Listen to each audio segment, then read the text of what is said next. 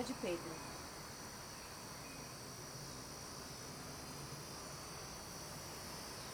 Era uma vez um menino chamado Pedro.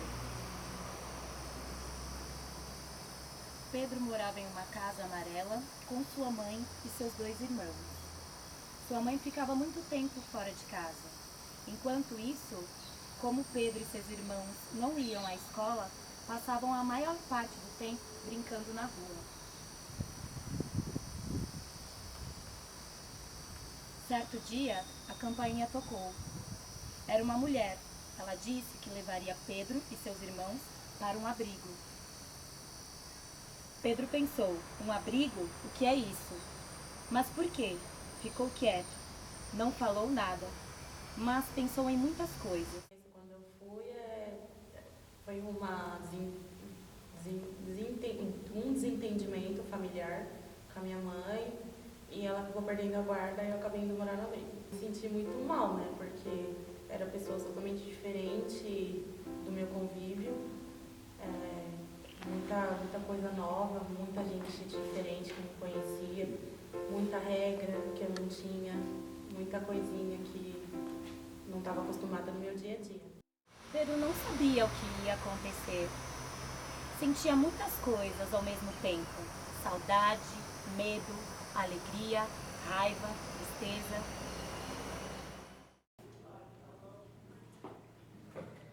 Eu vivi mais de 5 anos da minha vida dentro de uma casa fechada, né? Então, digamos que eu não conhecia o mundo, né? Então foi uma coisa bem inovadora, assim, bem assustador mesmo. Mas com o tempo eu fui me adaptando e surpreendente agora, porque não imaginaria que eu estaria onde eu estou hoje, sabe? Eu contrariei as estatísticas, porque eu sei que muitas crianças, até tipo minha família, minha irmã, não teve a mesma oportunidade que a minha, ela ficou na rua, na mesma situação, mas ela foi para outro caminho, sabe? Mais triste, assim.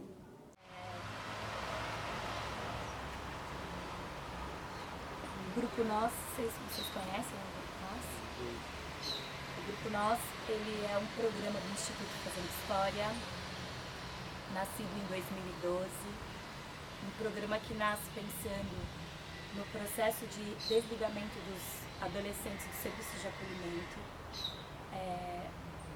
no sentido de apoiar esses adolescentes para a vida adulta, autônoma e inserida na comunidade. O Grupo Nós trabalha com 4 objetivos, né, que é projeto de moradia, projeto de profissão, uso consciente do dinheiro e apropriação da cidade.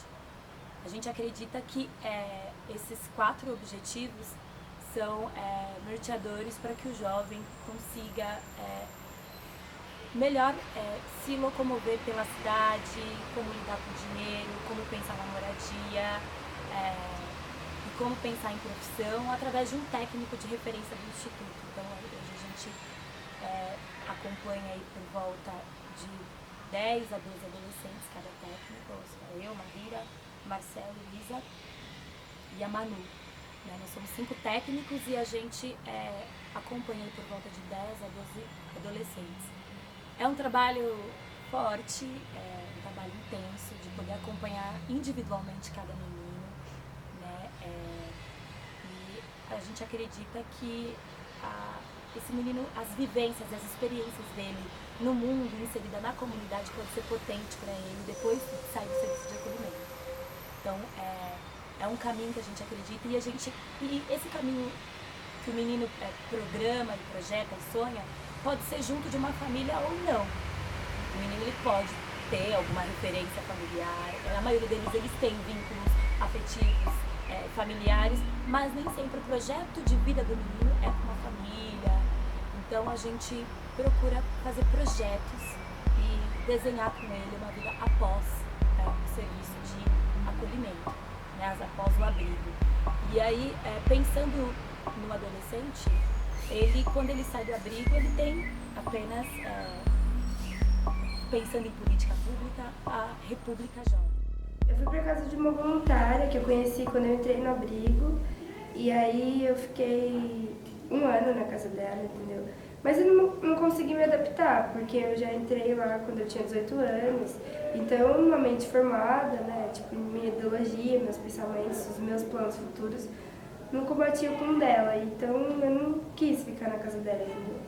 Atualmente eu recito poesia, sou artista de rua, trabalho com teatro, recito poesia nos ônibus.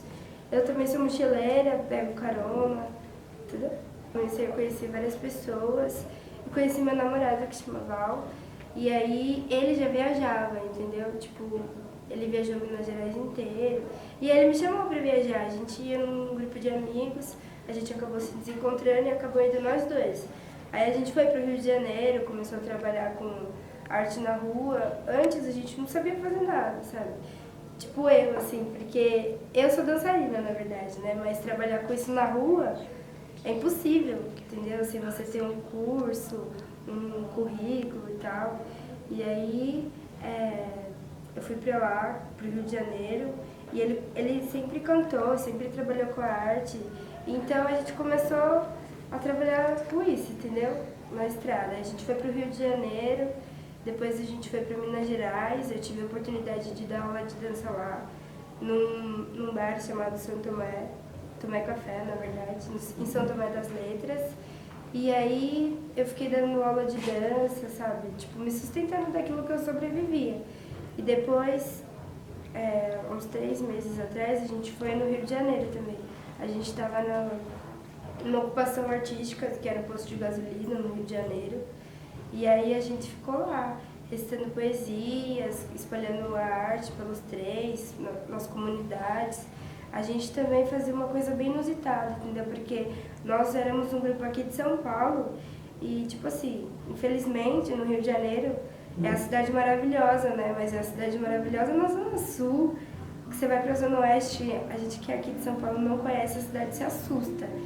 E, infelizmente, né, tem as guerras de facções e as crianças são inimigas das outras, por nada.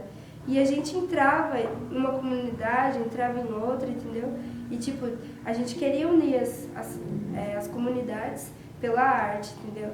Mas, infelizmente, tipo, o nosso posto de gasolina ficava de um lado. As crianças que eram desse lado poderiam entrar, né? Mas as crianças do outro não, entendeu? Pelo fato de ser outro bairro. Mas aí a gente tá fazendo esse trabalho que era muito bonito, sabe? No Rio de Janeiro. Porque quando você sai do abrigo, você pensa, pô, acabou, tô sozinha, já não tinha família, já não tinha ninguém. Aí eu vou sair pra rua, porque da porta do abrigo pra fora é tchau e já era. E não devia ser assim, né? Devia ter apoio de dentro, da prefeitura, das assistentes sociais de dentro, que nem sempre tem. Imagina você sair do abrigo e sem noção nenhuma de vida, de sobreviver no mundo com uma criança, com uma outra boca para sustentar. É muito mais difícil. Foi bem pesado mesmo. Sair do abrigo e sem ter o apoio do pai, né? Que é uma das coisas mais piores, né? Hoje, graças a Deus, eu tô bem de vida. Minha filha já tem 1 ano e 7 meses. Eu já tô mais estabilizada. Não como eu deveria estar, mas eu já tô, sabe, mais tranquila. Atualmente eu não tô trabalhando, mas eu tenho ajuda da minha avó. Minha mãe às vezes vem ver ela, de vez em nunca. Então, hoje já não tem tanto mais aquela preocupação, já não me perturba tanto. Tem um caso, né, que a menina ficou grávida, mas ela teve como voltar para a família. A tia aceitou de volta, né, aceitou no sentido porque até então a tia não achava que daria mais certo elas morarem juntas, mas por conta da gestação teve um retorno familiar, né, então foi um caminho assim importante. E aí poder contar que essa tia nesse momento gestacional, enfim, mas é um momento delicado, sim, ela ficou durante um período de gravidez, os 3 primeiros meses no serviço de acolhimento, e você tem toda uma questão de desenvolvimento, né? Então estar no serviço de acolhimento, grávida, né, já teoricamente já não é um desenvolvimento de uma menina que está na sociedade, sabe, fora do serviço de acolhimento, que tem outras referências, que sabe onde correr. Na verdade é um pouco mais delicado, né? Estar grávida no serviço de acolhimento é bem delicado. O abrigo que a gente estava no Monte Cortando, o abrigo que a gente estava na esquina tinha um bar, que só ficava homem. E a gente era muito assediada por aquelas pessoas olhavam.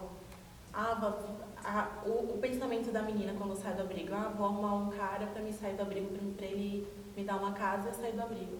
Então isso acaba afetando, né? Tem muitas meninas que conseguiram sair do abrigo tão bem hoje, que foram para um lado certo e tão bem de vida. Conheço bastante pessoas. Inclusive uma delas montou um grupo ontem. Eu estava comentando com o produtor, com amigos de vocês. Ela montou um grupo com todas as meninas que saíram do abrigo e quer fazer um encontrão do SEI, né? E tem bastante meninas que estão bem de vida, que tiveram filhos também, que hoje estão firme e forte. Agora depois que eu tive minha bebê, a minha família me ajudou bastante. E o pai da minha filha desde o começo, ele não quis. Eu achei que não ia ter apoio dos meus parentes e não tive do pai da minha filha, porque ele sumiu, ele não quis assumir.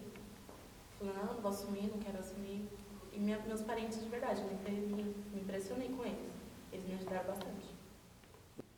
Se eu não tivesse o apoio da minha família, minha filha ia para um berçário, que era um outro abrigo. Ela ia para outro abrigo e ia ficar no que eu estava. Porque não ia poder ficar junto comigo. E eu ia ficar separada dela. Talvez eu nem tivesse esse contato que eu tenho com ela hoje. Talvez eu fizesse a mesma coisa que minha mãe fez. Ela estaria lá e eu cá.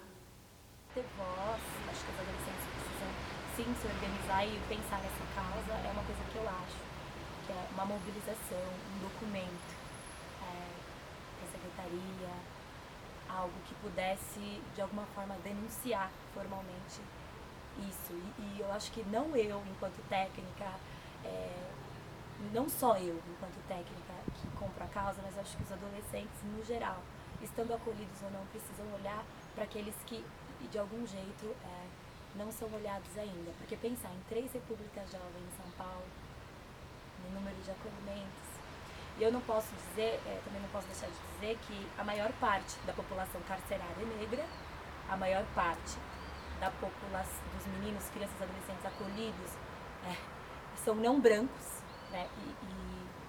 E que o negro, o menino ou a menina negra, para ser adotado, ele tem poucas chances. Então, ou seja, a gente vai numa reprodução grande da desigualdade social e racial no país, no sentido até pensando no acolhimento. Se a maior parte das crianças e adolescentes acolhidos são não brancos e que os que não podem voltar para sua família, provavelmente a maioria também são não brancos, e que vão para uma república jovem também são não brancos, a maioria, e que só tem 3 repúblicas jovens. Então, olha o ciclo que vai se reproduzindo. Assim. Então, acho que a política pública, ela nasce a partir de uma demanda.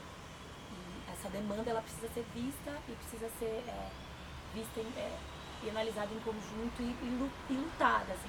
Assim como a política de assistência, de habitação, de educação, tem que existir uma política pública após acolhimento institucional. E isso o Brasil não caminhou ainda. Acho que é isso.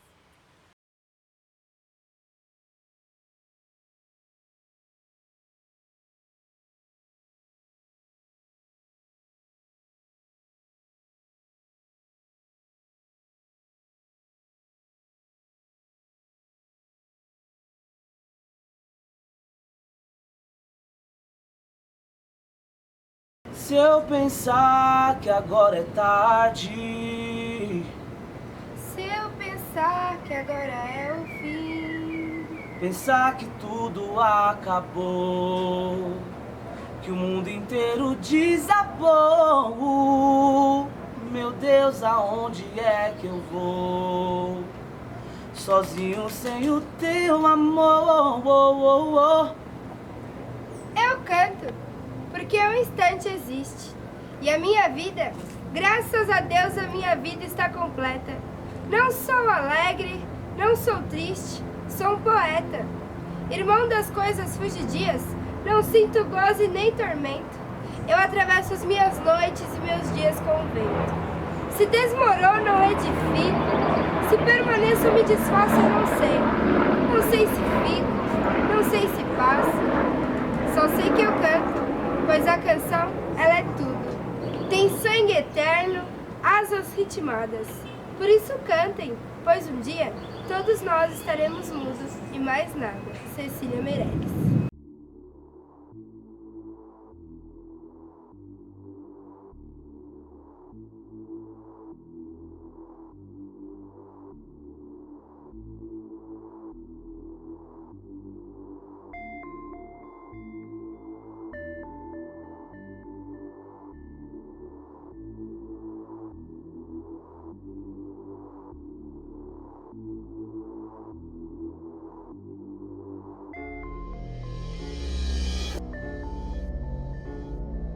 Se eu pensar que agora é tarde,